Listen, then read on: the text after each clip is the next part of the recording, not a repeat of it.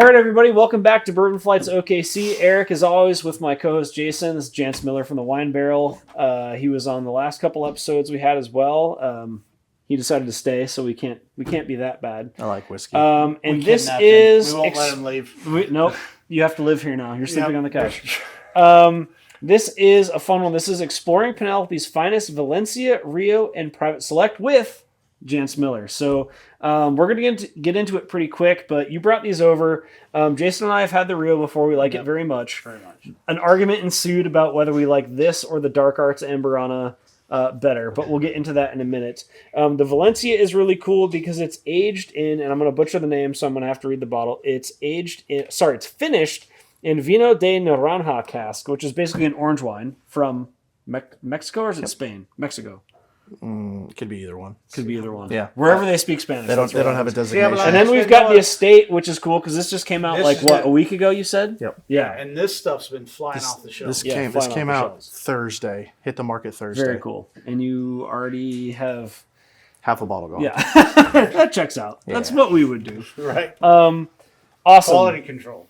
So, as you guys remember, Jantz owns the Wine Barrel in Oklahoma City. We did the private barrel picks on the last episode. So he brought the private barrel picks, and he goes, I brought Penelope. And it's funny you brought 3 Penelopes because we've been talking about trying to do like a full line of bourbons. And obviously this isn't the full line. They have the white label. They've got Barrel Select. They've got a couple other ones. Yeah. So this isn't the full line, but I would say having drank these prior to filming, I would say these are the 3 best ones that I've had from their line. Which I think you would. One other one that I would add, and it's the American Light Whiskey 13-year, the batch one. It tastes like Hubba Bubba bubble gum when you were 7 years old playing baseball. that 10 seconds of what that gum tasted like in real life is what that whiskey tastes like the entire. It was way either through. that or Big League Chew, right? I mean, you had 2 options. It's really good. That's funny. Huh. So why don't we just get into it here because the last couple episodes were long. So if you will pour this while I do a bit of reading. So Penelope Valencia is a straight bourbon, as I said, finished in Vino de Naranja cask. It's from Penelope Bourbon, sourced by MGP. The initial release date of this was September 2022. The proof is 97. The age is NAS, 4 years according to the company's website. The mash bill is 75% corn, 15% wheat, 7% rye, and 3% malted barley. An MSRP, what would you say our MSRP on this I is? sell them for $99.99. $99.99. Yep. Sounds good. You get a little bit more. Bottle kill. There you go. Nice. Thank you, sir. We've done it. We've killed it. Good man. Yeah, I don't want it to fall on the floor and shatter everywhere. Too much technology. No, our luck is 8 tiles of tile back here. It will shatter on that. Falls. Exactly. Yeah. So we've had this before. Yes. Again, before we filmed, we had this. And this is super interesting to me. Obviously, a lot of citrus. If you like oranges, you're probably going to like this. I've never had orange wine. I don't like oranges, but I love this. And my thing with oranges is if oranges had alcohol in them, you would like them. The problem is the stomach acid and the heartburn that usually come with high citrus stuff, but this is just like the flavoring without the heartburn. This is, convince your doctor, this is how you get your daily vitamin C. Well, it's funny. So I've had to have surgery. I had a super high calcium levels from hyperparathyroidism, and all these things have been happening. And I used to be 410 pounds. I had stroke level. You should see his driver's license photo. It's incredible. Enormous. So I went on a carnivore diet, and I started doing. I cut out sodas and things with sugar, and I was talking with my doctor, and she's amazing. I love her to death. She's actually a nurse practitioner. She's the one who found out I had hyperparathyroidism for 15 years, which was making me have... Undiagnosed for 15 years. For 15 years. And Thanks, VA! Right, and I'm having lithotripsy every freaking 3 to 5 years to have 36 kidney stones removed at a time. But anyway, she figured it out. But we were talking about bourbon, and the one thing that's great about bourbon is people are like, oh, there's sugar in it, and there's not. No. All the sugar is eaten up during the distillation or during the fermentation process, and it is illegal to add anything to it after that. So you can't call it bourbon. And she was so shocked. She's like, "You're absolutely right." And she's like, "I'm gonna have to start rethinking this," and It's wonderful. It's At least you have a cool doctor. She is. And she's with the Shattered group, and they're great because they're like, here's your options. I'm not going to tell you what to do. Here's what I would do, but here's your options. It's your choice. You're the patient. You should just drink bourbon. You'll be And fine. I think everything's better with bourbon. The alcohol will kill everything bad in your body, Right. right? It has to make sense. So obviously we're getting the orange on the palate. The finish on this is nice. It's not super long lasting. It's not dry. It's not like a harsh citrus at all. You know, like I feel like when I eat an orange, clementine, whatever it is, like you get that kind of like harsh citrus flavor. And I know it's not in there, but it's been in the barrel, so you don't know what that citrus is leaving behind, right, from that orange wine. I think this is super neat. I think it's very interesting. To me, it's almost like someone took the tart out of the orange. I would agree with that. And left you with the sweet part of the orange. Yeah. Not the tart sour. Yeah. And that is a good pleasant. One. So our friends at Baking Bourbon. Let's bake some bourbon, guys. Jesus Christ. BreakingBourbon.com knows you get orange cream, bubble gum. Interesting. I don't pick up bubble gum at all. I don't either. Here you go, your favorite baking spice. Oh, lovely. Fresh cut lumber and burnt orange rind. Okay, I do a lot of woodworking, and I don't get the fresh cut lumber. I don't get fresh cut lumber, but I get oak. I get oak. Well, I get oak as well. Like, I'm pretty sure if you're making a bourbon, it has to have an oak taste to it. The palate, burnt orange, orange cream, floral, French vanilla, and the finish, baking spices, white pepper, walnut, and bitters. I don't agree with the burnt orange. I agree with the bitters because it's almost like, you put orange bitters in like when you're making cocktails and stuff. Like I could see the orange bitter playing a part because I think it's probably right because I assume...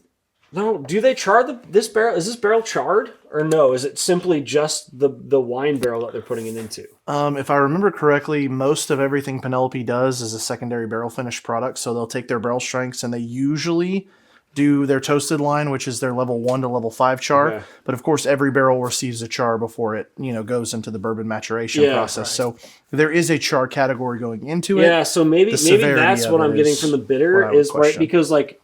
I don't know if you're a fan of smoking meats. I am. And I know that people that put too much brown sugar on their meat, for the bark, it gives it that bitter taste because that sugar burns as opposed to, you want it to caramelize, but the problem is it burns a lot of the time and it makes it bitter. So I'm wondering if like the sugars and stuff that were in the oranges plus the barrel char makes it that orange bitter taste because it's basically like burnt oranges that you're getting inside of that barrel. Does that make sense? That tracks, yeah. But you don't get that with this. No, I'm saying I get orange bitters. Saying, I'm not saying it is bitter, but what I'm saying is like I get the like what he's talking about, the orange bitters that we use in cocktails. Right. Is what I'm saying. It's more of a sweet orange as opposed to a sour tart orange. Great bottle. Great. Good one. Fantastic. Really good one. Really good one. Let's move on. Jantz or Jason, will you pour the Rio? So this is... We're going to make you work to be on the podcast. Hey, that's right. That's good, right. I'll pay You my had it dues. easy last episode. I'll all right. I'll pay my dues. So this is... I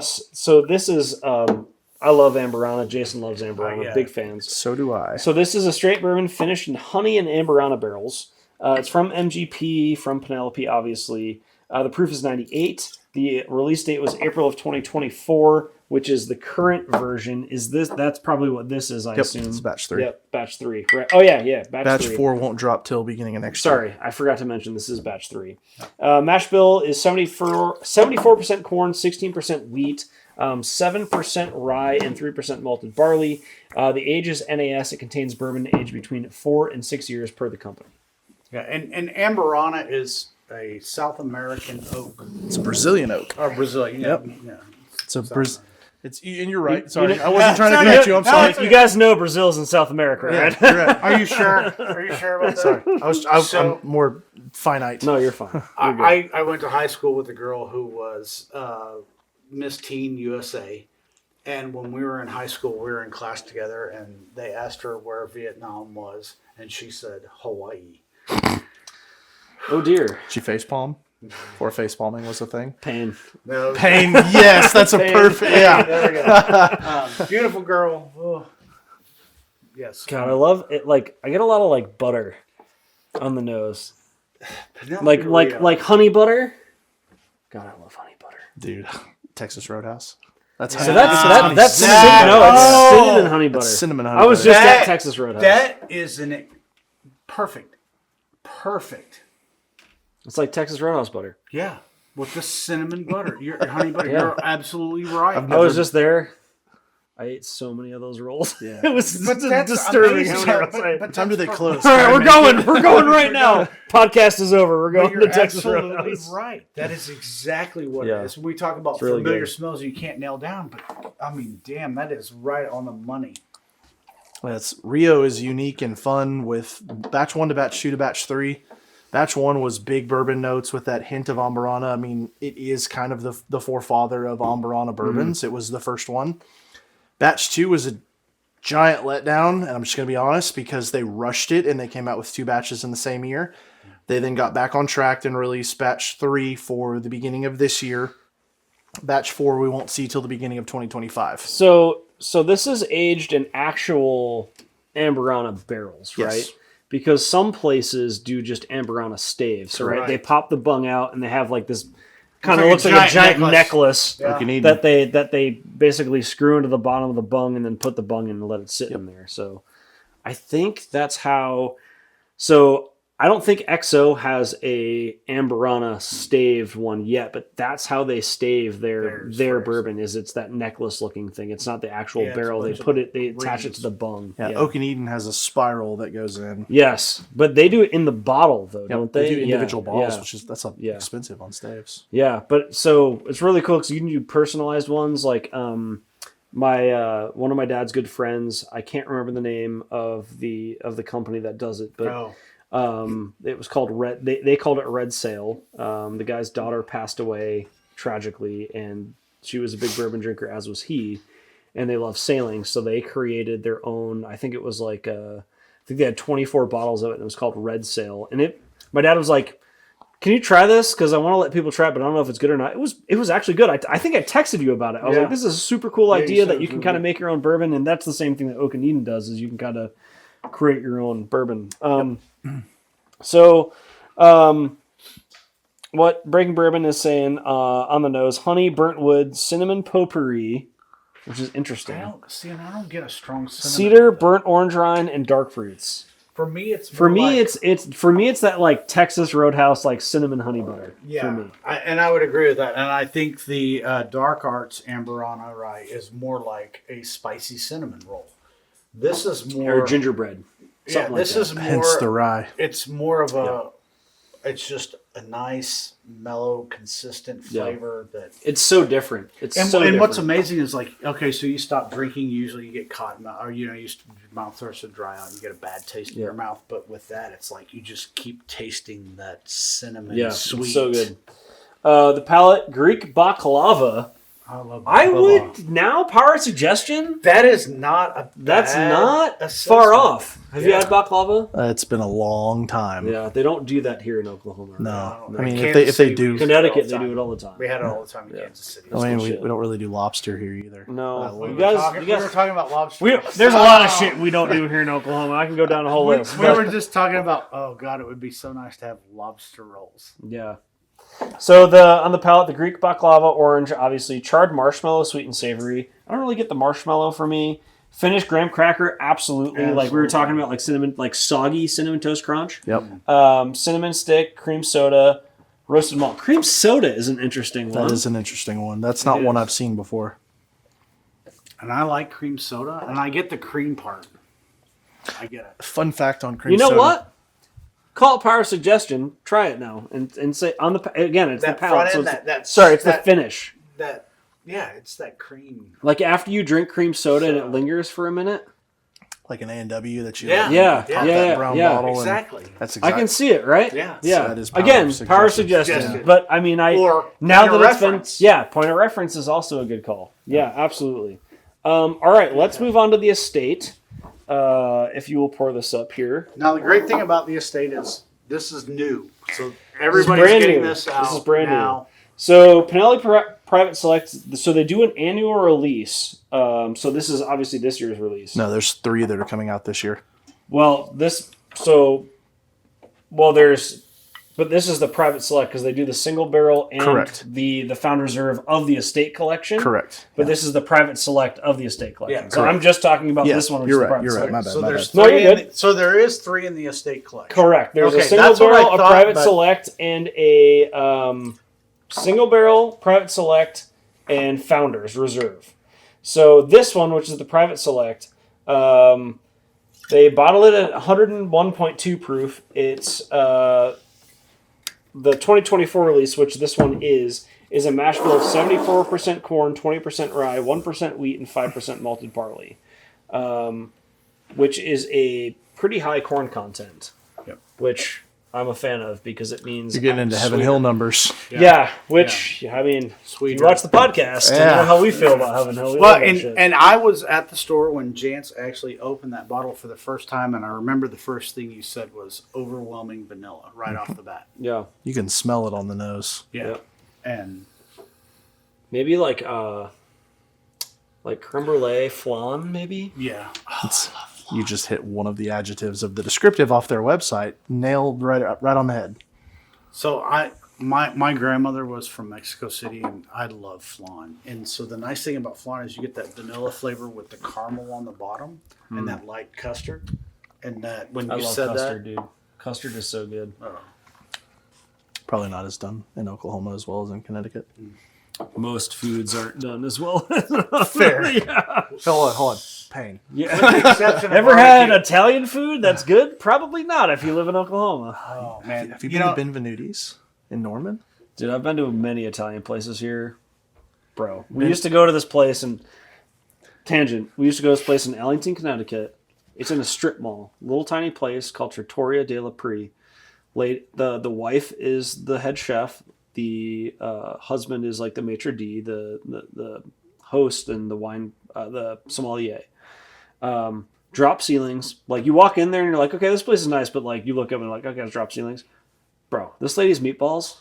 Let me tell you, the best meatballs I've ever had in my life. She had the best Dude, ball they you do could put in everything your from mouth. like meatballs, beef carpaccio, the bolognese, the meat sauce is phenomenal. Like everything they do there is that place. If you're in Connecticut, go to Ellington, go to Troy de la Pre, because that was Aaron, my wife, and I would go there once a week. Tell them Eric sent you. Yeah, That's right. We were shocked. So, growing up here in Texas and Oklahoma, when my wife and I were sent to Connecticut, transferred there, we were shocked that, it's not like here where there's fast food restaurants everywhere.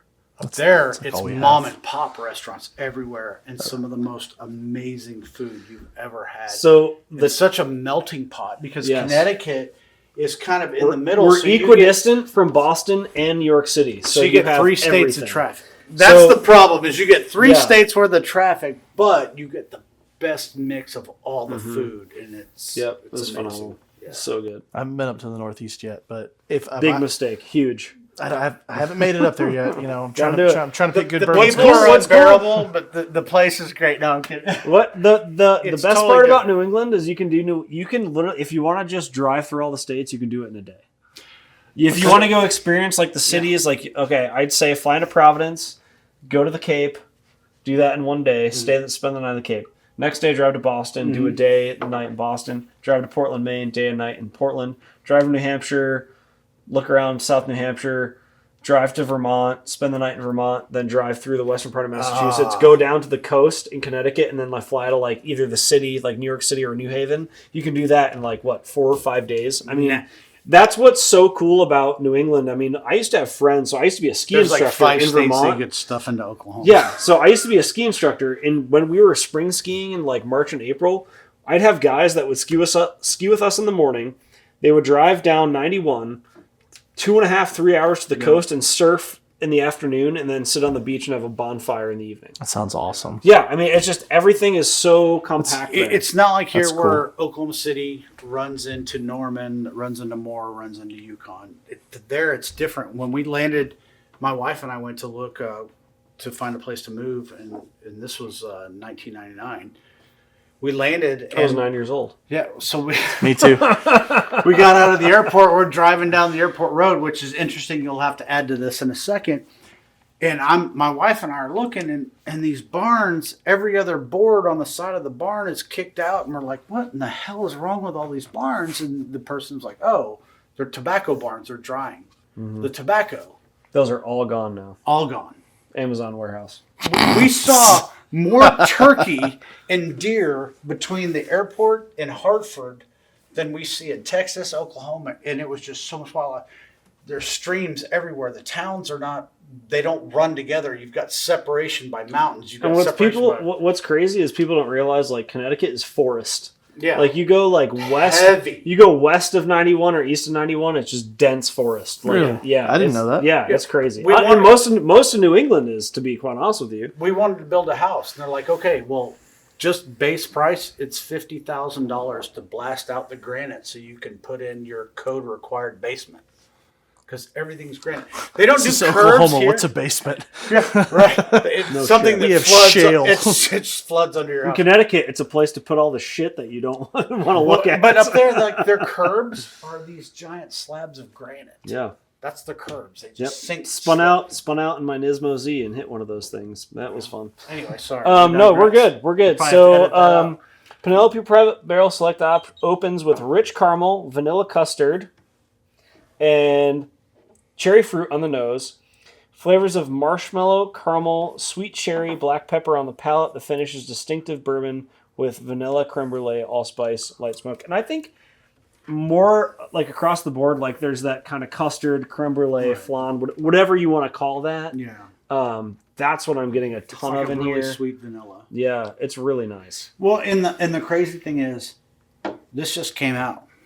The other bottles have been open for a while, so I like this estate collection, and I think it's only going to get better here in a few weeks. Yeah. You know, and that's something we'd like to emphasize is, if you get a whiskey or a bourbon, you open it right away and you drink it, and you're like, I don't like it. Sit. Let it come back to it. Yeah, come back to it in a few weeks. Absolutely. Angel's Envy Rum Rye. It's a perfect example. I have 3 bottles at the house. One that's 2.5 years old, one that's 1.5 years old, and one that's half a year old. If you open an Angel's Envy Rum Rye, you're going to get hit with maple syrup. You're going to want to pour it on your pancakes. I have one at the house that's 2.5 years old that will knock your socks off. Nice. Just purely based off of oxidation. I think the Angel's Envy Rye is awesome. Actually, we flew down to Jail Bar Ranch, Sonora, Texas, 16,000 acre, basically game hunting ranch, and we did we were going to do a wine tasting, but it was kind of the off season. They needed like 6 people to do it, and Aaron and I were the only people that signed up.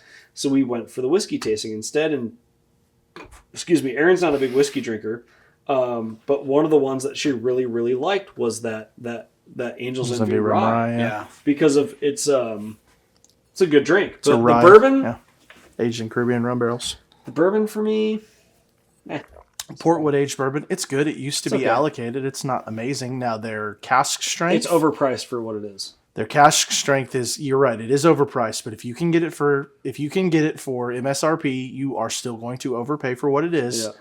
But it's still good. Yeah. Interesting. Leads me back to the point. As someone who's a small business owner, you own a liquor store. Allocations are hard to come by. Very. We talk a lot about building relationships with your local liquor store, and for you, there's really no benefit for the allocations because it's a hassle. People harass you about it. Some people are cool about it. Some people are assholes. We always tell people, if you go to a liquor store, yes, as a liquor store owner, start a podcast, have a liquor store runner on it. You'll get real good at them that way. But seriously, so when we started this podcast, I was doing a lot of the bourbon hunting for us, and I'd go in and I would ask about allocations. How do you deal with them? I'm respectful about it.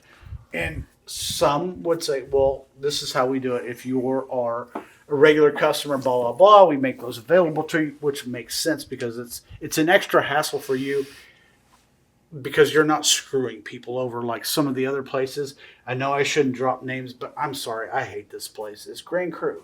They are ripping people off. Boulevard in Edmond, they're ripping people off. Yeah, and it's disgusting. That's not how you should do business. No. Like we talked about. Bourbon is for drinking and sharing. It brings people together. If you're charging twice secondary, if you're even charging secondary market, then why?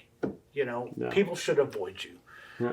Now, I when agree. you have to fight to get allocations and Every you get single small day. amounts, then absolutely Yeah. you reward your customers that come in all the time, and I totally agree. Yeah, absolutely. One thing that I find hysterical is the amount of people I see in a day won't cover the amount of Blantons I get.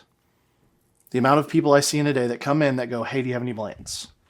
I won't even be able to fill 1 day's worth of acquisitions for Blantons with what I actually get. Well, those people are just wrong. Correct. So, 100% agree. Well, I know, and that's the interesting thing is like those people are asking for Blantons because they don't know. Yeah. Well, all they've they heard. could be new. It is what it is. It is, and it's like, oh, I've heard because let's face it, Blanton's was the first one to do the single barrel. And that was on that show we were talking about Neat the other night. And that's what they were talking about.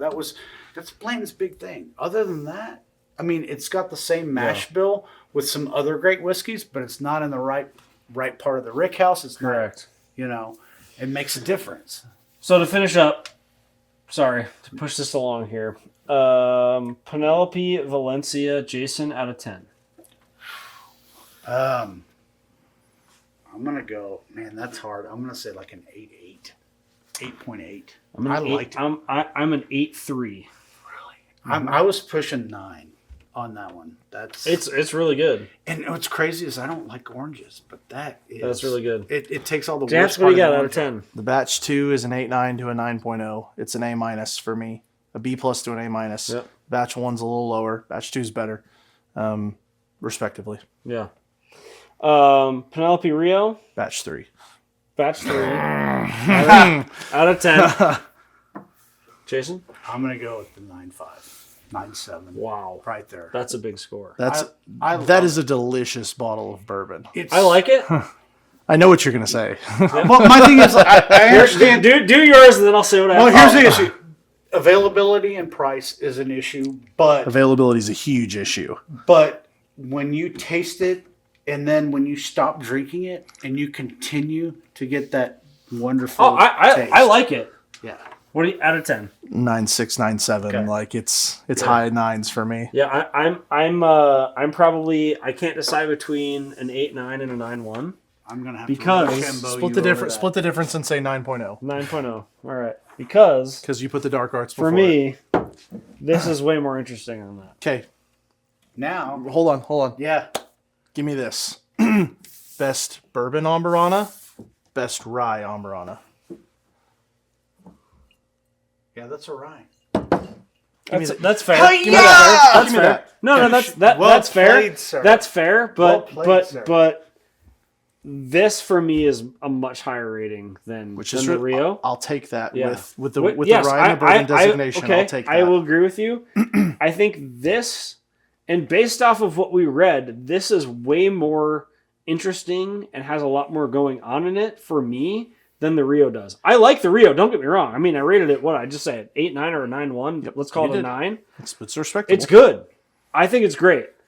However, for not half the price, but for $85 versus basically you're going to pay $150, right? This is for me better. It's more interesting. There's more depth there, and I'm paying less. So For me, my opinion is it's almost like the dark arts is like, it's great. It has the right flavors, but it's almost like the Penelope has aged longer and smoothed out all the rough edges. Dude, the gingerbread on this, like the gingerbread, like cinnamon roll, whatever you want to call it, is so good. Like you talked about putting some like bourbon on your pancakes. Like I could drink this with breakfast because it's like that awesome, like sweet breakfast. Like, but it's like everything, all the flavors on it are really strong and intense, and they're great. And I'm not arguing with that, but it's almost like the Rio just kind of rounds out those rough edges and makes it a little bit smoother for me. So we need to do an Ambarana night.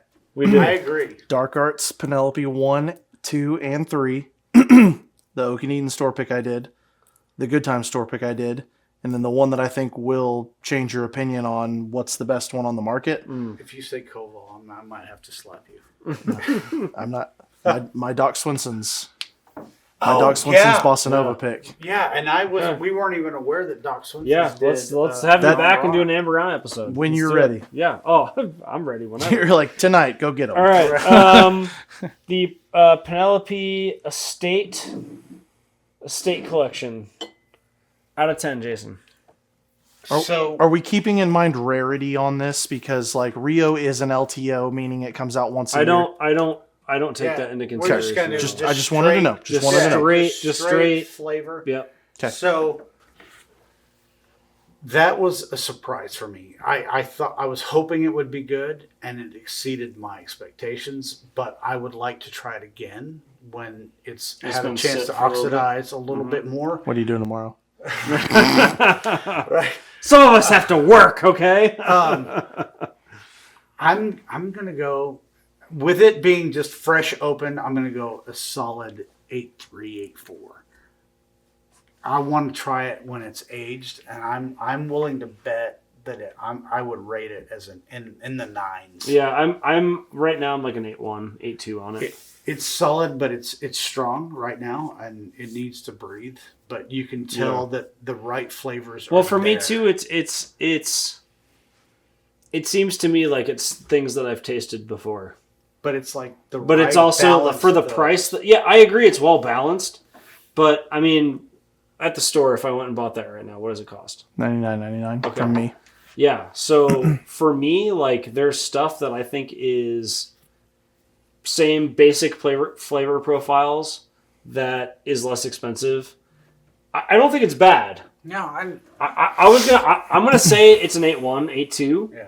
I think it's good, but I also think, like, for me, and just generally with the Penelope stuff, it's a little bit more expensive than what I'm looking after. Like, that's why I have the argument with Penelope where I'm basically paying $85 versus $150 for this.